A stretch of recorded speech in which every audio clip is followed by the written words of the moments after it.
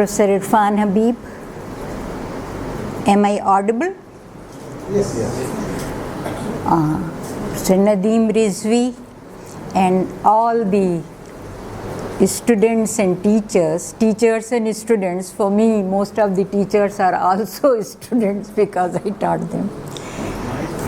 So I'm grateful to Nadeem, and rather I appreciate that he is still trying to keep the minds of our students, the younger ones, to a correct line, and not to let us forget our real history, which is the attempt of the present regime, which it is doing with enough efficiency and really destroying our country.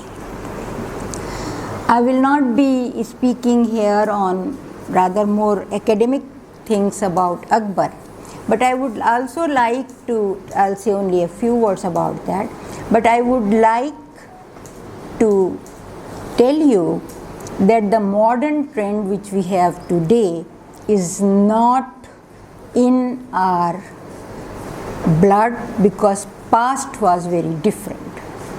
Our past, we should remember Ashok.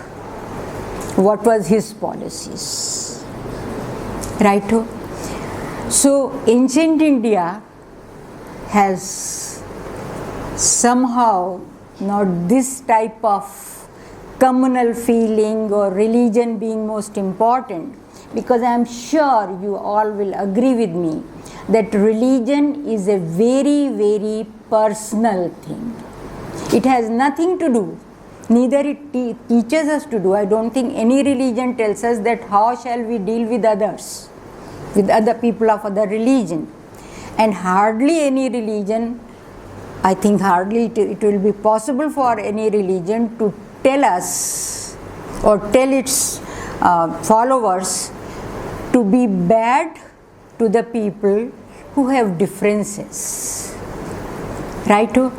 So what the present regime and the regime before it was doing and the present regime is doing, is something which is totally unheard of and unacceptable. And I'm a bit happy, I'll bring to your notice, because as I have said, our past begins with Ashok. After Ashok, who is the hero in our history? Akbar. After Akbar, it is Nehru who remained in our memory. I know that in our childhood we never said Jawaharlal Nehru, it was Chacha Nehru. Right? It was such an intimacy with the Prime Minister, and he was behaving like that. I have the personal experience of that, because most of the time I was going to listen to him wherever I could.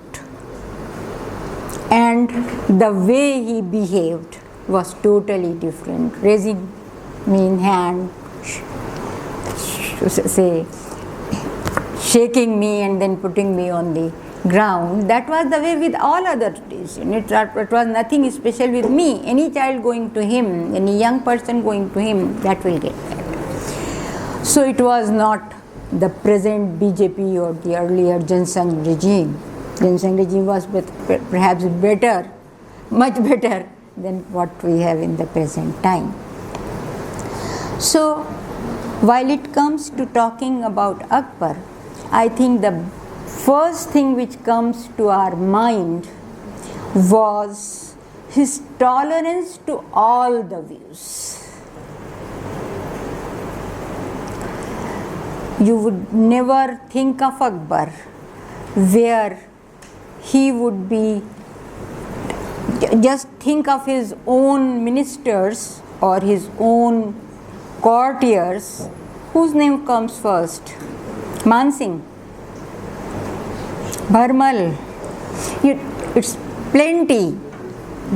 If you have read medieval India, you know hardly one Abul Fazl or otherwise, and since he has no question of who is Hindu, who is Muslim, who is Shia, who is Sunni, who is that and who is this, and That was the greatest thing as far as Akbar's regime.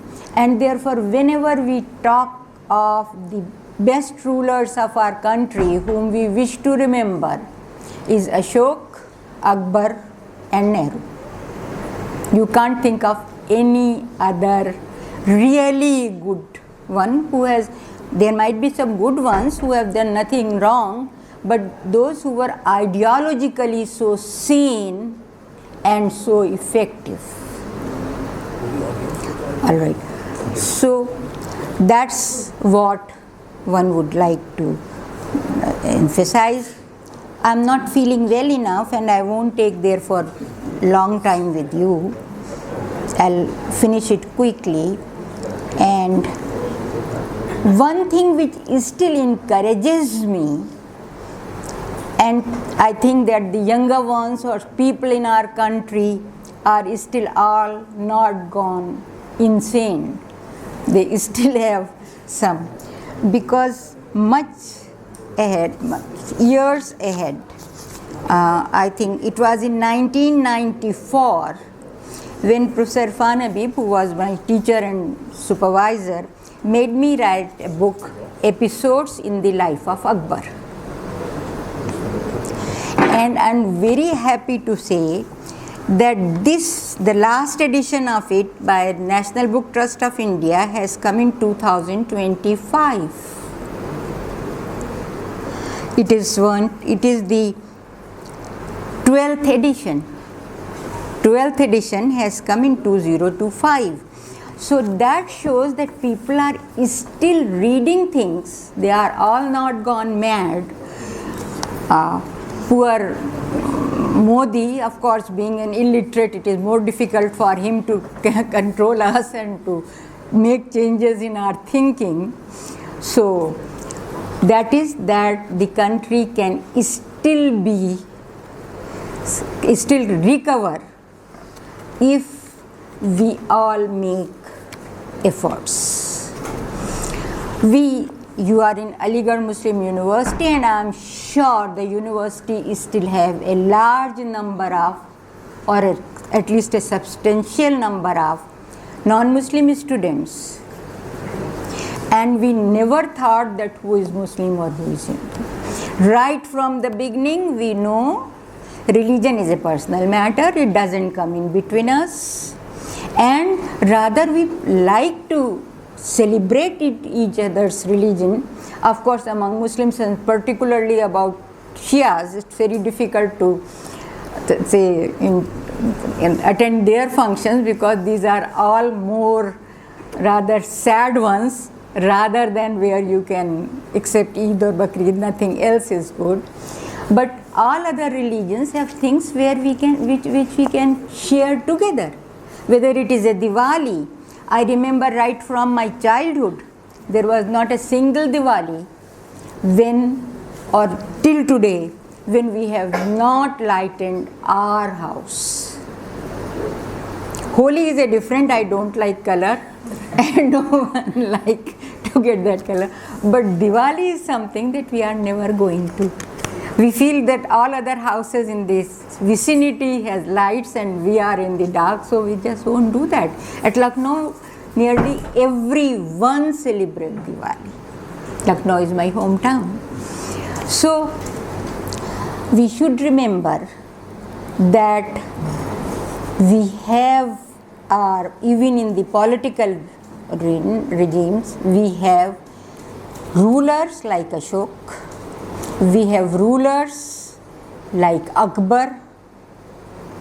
Think of Akbar's all or most of the important nobles, and you find all of them are Hindu. Right? So nobody thought of that. Religion is personal matter. Why shall we bother with that? We can, if there is a some festival where we can make life merry, we go and do that. Whether it is Eid, I don't think anyone goes on Bakrid to anyone else's house, but Eid we will just certainly be going to celebrate with others as well. So that's what I think is the most important thing. I don't feel well enough So I won't waste your most time, and I'll now request Nadeem Saab to invite Irfan Saab. We are all keen to listen to him, though he has already, I heard him on Akbar, but I'm sure we will be learning a lot more with him.